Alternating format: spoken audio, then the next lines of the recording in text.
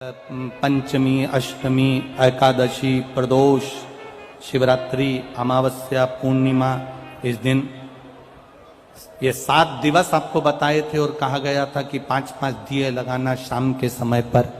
बन सके उन दिए को लंबी बाती का। कौन सी बाती का? जम के बोलो जरा। लंबी बाती का। आपको पहले भी कथा में कहा, लंबी बाती का जो दिया होता है, लंबी बाती का जो दीप होता है, वो दीप हमारे जीवन में वंश की भी वृद्धि करता है। इसलिए हमारे यहाँ पितरों का दिया, देवी जी का दिया, नवरात्रे का दीप, ये सब लंबी बाती के लगते हैं। तो लंबी बाती का जो दीप होता है वो हमारे यहाँ वंश की भी वृद्धि करता है, लक्ष्मी की भी वृद्धि करता है, सुख समृद्धि।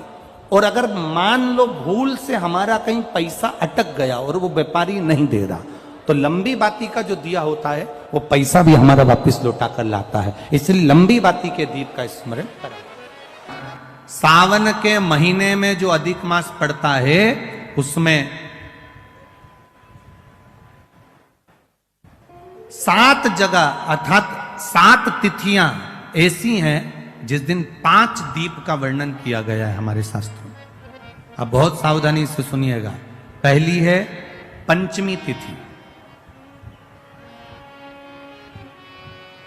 अधिक मास सावन का जब मेल हो, अधिक मास सावन के महीने में अगर पड़े और पंचमी तिथि आप अगर शुरू की, मतलब आज भी पंचमी है, मान लो आज की पंचमी अगर आप नहीं कर पाए तो अगली जो पंचमी आ जाए अधिक मास के महीने में, आप वो भी कर सकते। पंचमी, अष्टमी, एकादशी, प्रदोष, शिवरात्रि, अमावस्या, पूर्णिमा, ये 7 तिथियां हमारे यहां सावन के अधिक मास का जो संजोग होता है, इसमें ये 7 तिथियां, फिर से बोलो, पंचमी, अष्टमी, एकादशी, प्रदोष, शिवरात्रि, अमावस्या, पूर्णिमा, ये वो तिथियां हैं 7 जिन तिथियों में अगर हम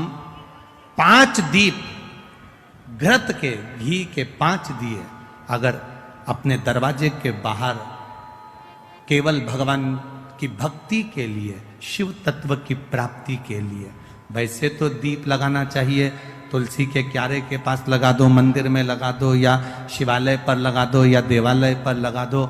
और इस कीचड़ पानी में अगर कहीं ना जा पाओ, अगर पानी वानी बरस रहा है, जगह जगह बहुत पानी है, भले इधर क्षेत्र में इतना ना दिख रहा हो पर अन्य क्षेत्रों में बहुत पानी है, तो कोई ना जा पाए तो भगवान का स्मरण कर कर उन दीप को भगवान के सामने प्रज्वलित कर कर 5 दिए इन तिथियों में, पंचमी, अष्टमी, एकादशी, प्रदोष, शिवरात्रि, अमावस्या और पूर्णिमा, जो सावन के महीने में अधिक मास पड़ता है, उसमें ये 7 तिथियों पर जो 5 दीप भगवान के सामने प्रज्वलित कर कर अपने दरवाजे के पास में बाहर की ओर रख देता है, उसके घर में कभी रोग, बीमारी और लक्ष्मी की कोई कमती नहीं होती, उसका जीवन सार्थक हो जाता है। पर सावन के महीने में अधिक मास के संजोग पर यह होता है।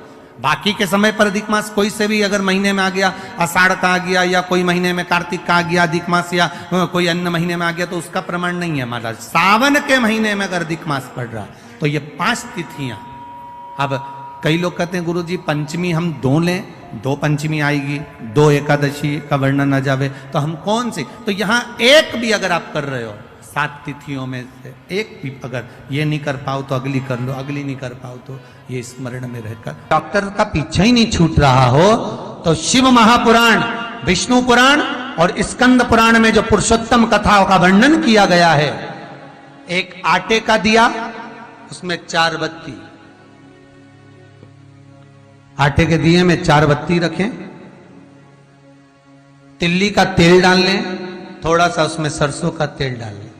महाराज घर के बाहर, अर्थात घर के अंदर के बाहर जो चौखट होती, चौखट से थोड़ा सा बाहर, बिल्कुल चौखट पे नहीं बैठना, थोड़ा सा बाहर, 9वीं तिथि के दिन शाम के 6 से 6:30 के बीच में 21 बार जो व्यक्ति बीमार रहता है उसके सिर से नीचे की ओर श्री नरसिंह भगवान का स्मरण कर कर, जिस अधिक मास में जिस तिथि को उतारा कर रहे हो उस तिथि का नाम लेकर, उस अश्विन अधिक मास का नाम लेकर, जो व्यक्ति का उतारा कर रहे हो उसका नाम और गोत्र लेकर 21 बार जो उतार कर उस दिए को घर के ही चौखट पर रख देता है, उस व्यक्ति की बीमारी छूट जाती है महाराज। वो रोगीला नहीं रहता, रोग से ग्रस्त नहीं रहता, दवाई गोली उसकी छूटती है।